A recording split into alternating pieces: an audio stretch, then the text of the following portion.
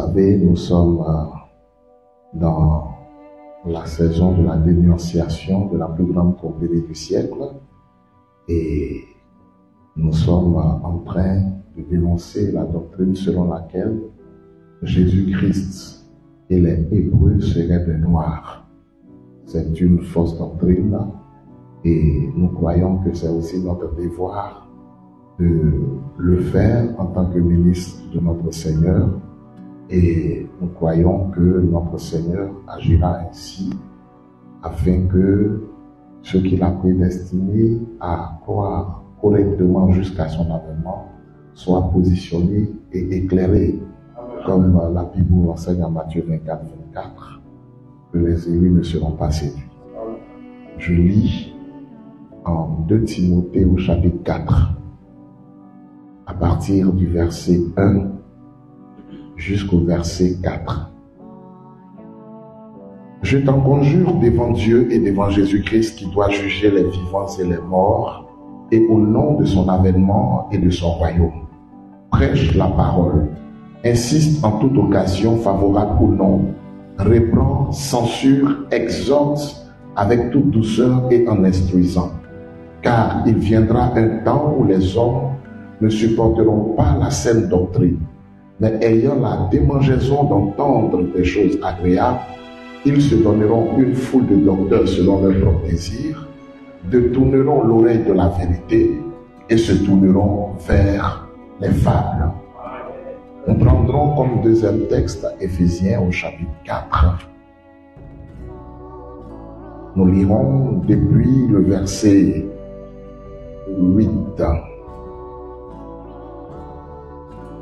C'est pourquoi il est dit, étant monté dans les hauteurs, il a amené des captifs, il a fait des dons aux hommes. Or, que signifie il est monté sinon qu'il est aussi descendu dans les régions inférieures de la terre? Celui qui est descendu, c'est le même qui est monté au-dessus de tous les cieux afin de remplir toutes choses. Et il a donné les uns comme apôtres, les autres comme prophètes, les autres comme évangélistes, les autres comme pasteurs et docteurs, pour le perfectionnement des saints et en vue de l'œuvre du ministère et de l'édification du corps de Christ, jusqu'à ce que nous soyons tous parvenus à l'unité de la foi et de la connaissance du Fils de Dieu, à l'état d'homme fait, à la mesure de la stature parfaite de Christ. Ainsi, nous ne serons plus des enfants flottants et emportés à tout vent de doctrine, par la tromperie des hommes, par leur ruse dans les moyens de séduction, mais en professant la vérité dans l'amour, nous croîtrons à tous égards en celui qui est le chef, Christ. Amen. Amen. Nous prendrons comme dernier texte 2 Pierre au chapitre 3.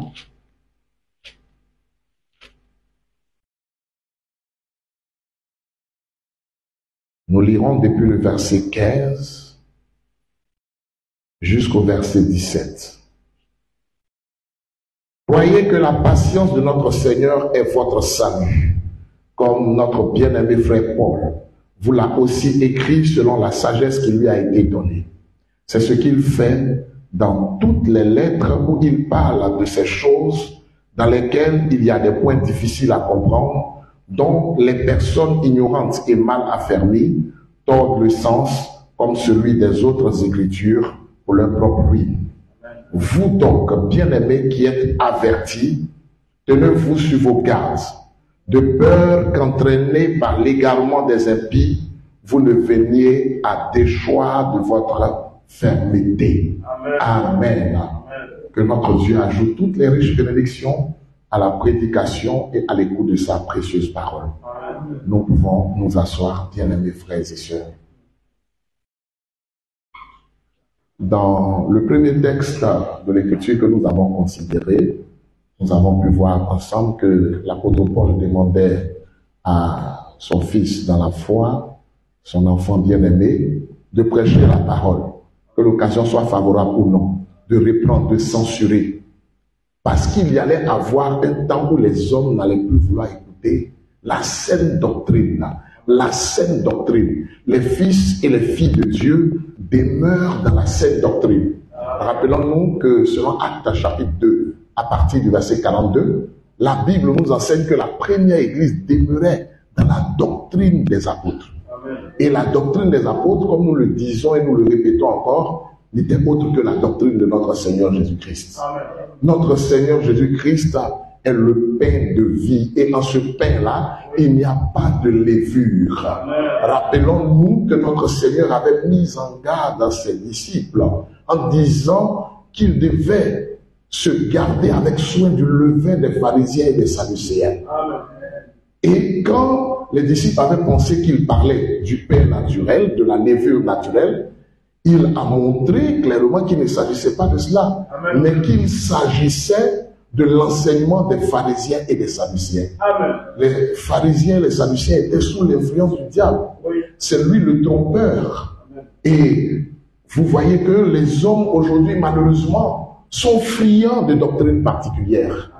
Ils n'aiment pas la saine doctrine. Ils n'aiment pas la vérité. Mais les fils et les filles de Dieu véritables sont une partie de la vérité. Amen. Parce que le Seigneur a dit en Jean chapitre 18, à partir du verset 37, que lui, il est né dans ce monde pour un témoignage à la vérité. Et quiconque est de la vérité, écoute sa parole. Écoute sa parole. Et rappelons-nous que la Bible nous dit en Jean au chapitre 17, à partir du verset 17, sanctifie-les par ta vérité, ta parole est la vérité. Tout porteur de la Bible, tout croyant de la Bible est censé croire la parole de Dieu selon la vérité. En Christ, il n'y a point de mensonge. Il est la vérité, comme la Bible enseigne en Jean 14, verset 6. Il est la vérité.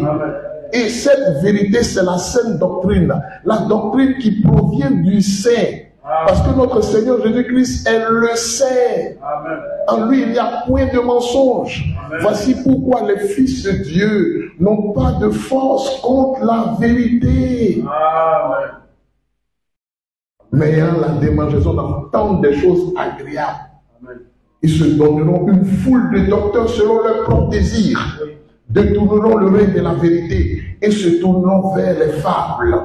La doctrine selon laquelle Jésus-Christ et les Hébreux seraient noirs est une fable habilement conçue par les trompeurs, par les ministres du diable. Parce que le diable a aussi des ministres, comme l'apôtre Paul l'avait montré aux frères de Corinthe. En 2 Corinthiens au chapitre 11,